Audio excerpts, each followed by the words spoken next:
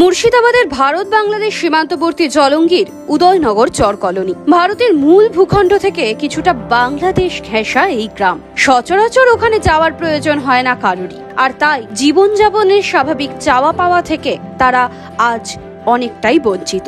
রাস্তা, জল, স্বাস্থ্য কোনোটাই ঠিক মতো মেলেনি আজও।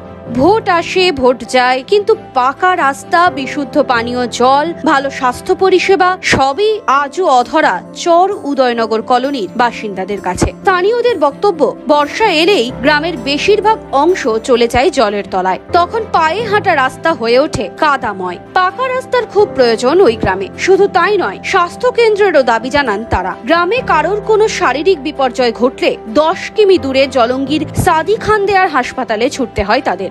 রাস্তা খারাপের জন্য অনেক সময় পৌঁছানোর আগেই মৃত্যু ঘটে চর এলাকার বাসিন্দাদের। ভোটের সময় রাজনৈতিক নেতাদের যদিও বা পা পড়ে এই এলাকায়, তবে ভোট শেষে তাদের দেখা পাওয়া দুষ্কর। কবে মিলবে তাদের এই সমস্যার সমাধান, সেই আশায় তাকিয়ে রয়েছে চর এলাকার বাসিন্দারা। স্থানীয় পঞ্চায়েত সদস্যরা জানিয়েছেন তারা শুনেছিলেন রাস্তা হবে, কিন্তু এখনো পর্যন্ত রাস্তা কেন হয়নি সে খোঁজ তাদের কাছেও নেই।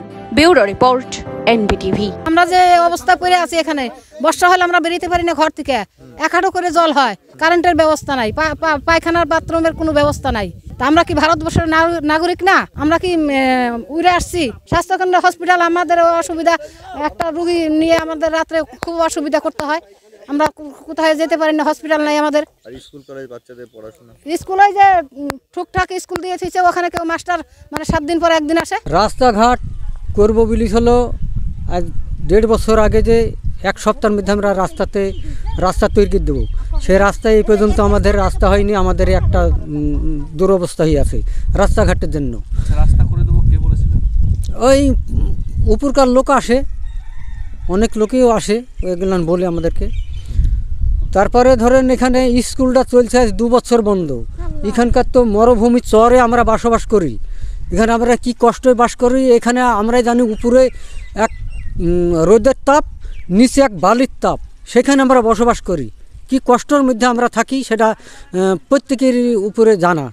আমাদের রাস্তাঘাট এগুলানে খুব সমস্যা। বর্ষা আসলে আমাদের এই শিবিরে এই লোকজন এসে শিবিরে বোঝাই হয়ে যায়, স্কুল বন্ধ হয়ে যায় শিবিরে, হ্যাঁ, স্কুলে ভর্তি হয়ে যায়। এগুলানের সমস্যা। রাত্রে কোনো অসুখ বিসুখ হইলে আমাদের এখানে গাড়ির যোগাযোগ নাই। আমাদের এই অসুখ বিসুখ হইলে বিশাল একটা কষ্টর ব্যাপার। রাত্রি বৃত্তিরে আর যখন ওই বন্যা আসে তখন তো আপনার সমস্ত নৈরাকার, এগুলা নেই, কুল দেখা যায় না। সরকারি কোনো আমাদের গ্রামও পানি, এরকম অবস্থা। রাস্তাঘাট তো সমস্যা দীর্ঘদিন থেকেই। তো নেতারা আসে, মেম্বার প্রধানরা আসে, রাস্তা হচ্ছে ছবি টবি ম্যাপটাপও করে, ভাবি যাবে রাস্তা হইলই, কিন্তু রাস্তা হয়নি। যাতায়াতের আমাদের চলাফেরা অসুবিধা বা অন্যান্য বিষয় আমাদের এখানে শহরে মানে কোনো কাজই হয় না। পঞ্চায়েত বা পঞ্চায়েত সমিতি জেলা পরিষদ কোনো কাজই আমাদের নাই, হয়নি। সরকারি সহযোগিতা নাই আমাদের। এই রাস্তার উদ্বোধন বা চালু করার কথা আশ্বাস দিয়েছিল কেউ? কি তাদের দেখা যায় এখন? না, দেখা দেয় আমরা তাকে চিনি না যে কে কোন পদের লোক। কেন কথা বলেছিল আমাদের কাজ শুরু হবে 2-1 মধ্যে কি এখানে মিটিং হয়েছিল আমাদের শিবিরে, বলছিল যে কাজ আমরা শুরু করব, কিন্তু এ পর্যন্ত কাজ শুরু হয়নি। এই হসপিটাল, স্বাস্থ্যকেন্দ্র প্রবলেম হয় না আপনাদের এলাকায়? হ্যাঁ, অবশ্যই হয়। তো কোথায় যেতে হয় আপনাদের? আমাদেরকে ওপরে যেতে হয়।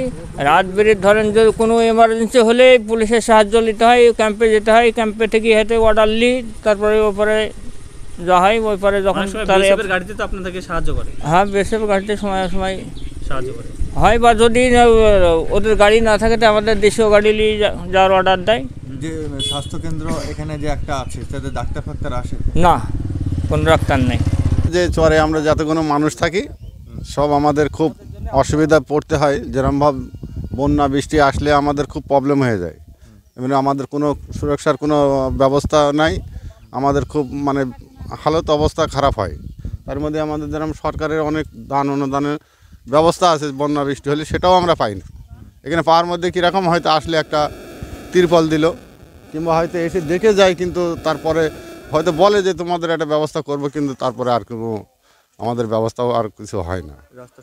রাস্তার সমস্যা তো আপনারা তো এসে নিশ্চয়ই দেখতে পেরেছেন যে আমাদের এতটা রাস্তা সব আমাদের হেঁটে যাতায়াত, রাস্তায় নাই।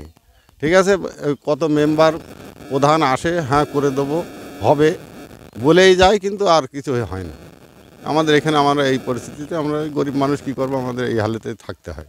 বর্ডার এলাকার সমস্যা, বর্ডার এলাকা অসুখ বিসুখ হলে যদি খুব ইমার্জেন্সি হয়, দিনের বেলা তো আমাদের এখানে গাড়ির কোনো ব্যবস্থা নাই, যে হট করে সেই রুগীটা আমাদের যে একটা ভালো জায়গায় পৌঁছবে কি আমরা তাকে বাঁচাবার চেষ্টা করি, কিন্তু পারি না। অনেক সময় মানে রুগী মারাও যায় চিকিৎসার বিনা। ঠিক আছে, এখান থেকে কতটা দূরে যেতে হয় বাজারঘাট করতে গেলে আমাদের এখানে এরকম 6-7 কিলোমিটার যেতে হয়, আর হসপিটালে যেতে গেলে না হলে এখান থেকে 20-25-30 কিলোমিটার আমাদের যেতে হয়। তারপরে যে সেই রুগী যদি তার ভাগ্য ভালো থাকে তাহলে বাঁচে, আর নাই তো ওই অবস্থায় তাকে একটা কিছু করতে তো রাস্তাতে আপনারা আসলেন, দেখলেন তো রাস্তার পরিস্থিতিটা কি। বন্যা হলে তো আমরা যেতেই পারি না, ওই 7 দিন পরে একদিন কোনো রকম যাই, গামছা পরে যেতে হয় রাস্তা দিয়ে আমাদের, বুঝলেন তো। আচ্ছা ব্যাগে করে প্যান্ট নিয়ে যাই, প্যান্ট পরি, আবার ওখান থেকে হাট বাজার করে আবার গামছা পরে আবার বাড়িতে আসি, এরকম হয়ে যায় বস্তায়। বাজার হাট করতে গেলে কত দূর যেতে তা মোটামুটি 7 কিলোমিটার। তাতে বন্যা টন্যা হলে কি অসুবিধা হয়? বন্যা ঠন্যা হয়ে গেলে উপর থেকে নৌকা ঠোকা আসে, তারপর আমাদের যাওয়া, তাছাড়া আমাদের যেতে পারি না। তো এখানে স্বাস্থ্যকেন্দ্র বা কোনো হসপিটালে? না না, স্বাস্থ্যকেন্দ্র না, এখানে কোনো হসপিটালও নাই। তাহলে রুগী ফুগি যদি কিছু হয় তাহলে কোথায় যেতে হয়? রুগী ফুগি হলে ধরেন স্বাধীনতা এখান থেকে নিয়ে যায়, আমাদের দিনের বেলা হলে নিয়ে যেতে পারি, রাত্রিবেলা হলে আমরা নিয়ে যেতে পারি না, আর বর্ষার সময় তো নিয়ে যেতে পারি না। মেম্বার প্রধান রাস্তা নাই এ সম্বন্ধে জানে? হ্যাঁ, মেম্বার প্রধান তো প্রতিদিনই আসে। মেম্বার তো আমাদের গ্রামেই ওই নতুন পাড়াতে মেম্বার আছে, তো উনি তো প্রতিদিনই আসে, উনি তো দেখে না, কোনো ব্যবস্থা করে না। এই রাস্তা উদ্বোধন করে গেছিল অনেকদিন আগে। হ্যাঁ, অনেকদিন আগে উদ্বোধন করে গেছিলো, বলে গেছিলো রাস্তা হবে, এই পর্যন্ত হয় না। চরের আপনার যে রাস্তার যে সমস্যাটা, সেটা আমাদের জেলা নেতৃত্বর নির্দেশেই রাস্তাটা আমাদের এখানে উদ্বোধন করা হয়। ব্লক সভাপতি এবং প্রধান স্থানীয় এলাকার অনেক নেতৃত্ব উপস্থিতিতে রাস্তাটা উদ্বোধন করা হয় 7 কিলোমিটার। তার কিছুদিন পর আপনার টেন্ডার হবে, এরকম আমরা ওপর থেকে জানতে পারি। তারপরে আমরা একদিন চরে যাই ব্লক সভাপতির সঙ্গে, ব্লক সভাপতি ওখানে যাই, গ্রামের মানুষদেরকে বলে 7 দিনের মধ্যে আমি মাল ফেলিয়ে দেবো। তারপরে এই 7 দিনের মধ্যে মাল ফেলে দেবো বলতে তারপরে টেন্ডার নাকি সমস্যা হয়, এই কথাই আমরা জানি। তারপরে অবস্থায় রাস্তাগুলো এখনও হয়নি, হবে, সমস্যা আছে, এটাই রাস্তার বিষয়।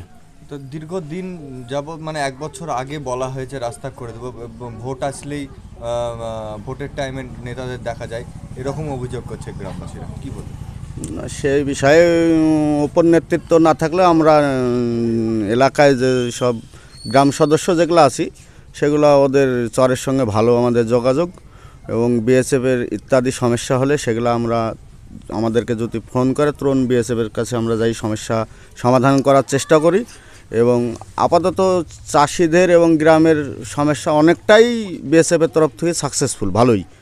এখন যে বিএসএফগুলো আছে ভালোই পরিষেবা চাষিদেরকে দিচ্ছে, অভিযোগটা একটু কম। আর যেহেতু ওটা বর্ডার সীমানায়, অনেক টাইমে বিএসএফদের অনেক এর মধ্যে মানুষকে পড়তে হয়, পরিস্থিতির মধ্যে বিএসএফের ডিফেন্সের সিস্টেমের মধ্যে পড়তে হয়, সময় সময় অসুবিধা হয়। তো চরে যারা বসবাস করে, একচেয়ে দরিদ্র সীমার নিচে তারা বসবাস করে, ঠিক।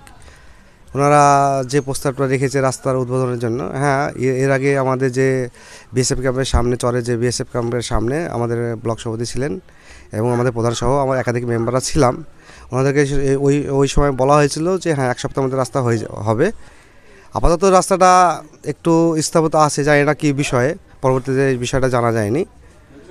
তো যাই হোক, বিষয়টা নিয়ে এর আগেও বলেছি, আবারও বলছি, না হবে বলে, এবং এই বিষয়টা নিয়ে আবারও আলোচনা করতে হবে আমাদের। ওখানে স্বাস্থ্যকেন্দ্র থাকার পরেও কোনোভাবে ট্রিটমেন্ট হয় না, বা তাদেরকে দূর দূরান্ত যেতে হয় এই যে বর্ডার পেরিয়ে, এই বিষয়গুলো। হ্যাঁ, ওনাদের রাত্রে যে সমস্যাটা, মানুষের হয়তো শারীরিক অবস্থা কেউ কখন কি ঘটবে সেটা কেউ বলতে পারবে না, বলা যায়ও না। তবে সেটা যদি মানুষের অসুস্থ এবার কোনো কিছু হলে, ওখানে বিএসএফ ক্যাম্প আছে, আমাদের কাছে ফোন করলে আমরা বলি বিএসএফ ক্যাম্পের সঙ্গে যোগাযোগ করো, এবং বিএসএফ ক্যাম্পে তারা যায়। যাওয়ার পরে এখানে যারা বিএসএফের আধিকারিকরা থাকে, কোম্পানি কমান্ডার থেকে যতগুলো অফিসাররা থাকে, তারা তৎক্ষণাৎ তাদের নিজস্ব গাড়ি করে আমাদের একদম এই পারে, মানে রাস্তার ধারে যেটা হসপিটাল যাওয়ার রাস্তা, সেই মতো ওরা পৌঁছে দেয়, এবং প্রয়োজন হলে তারা হসপিটালে নিয়ে যায়।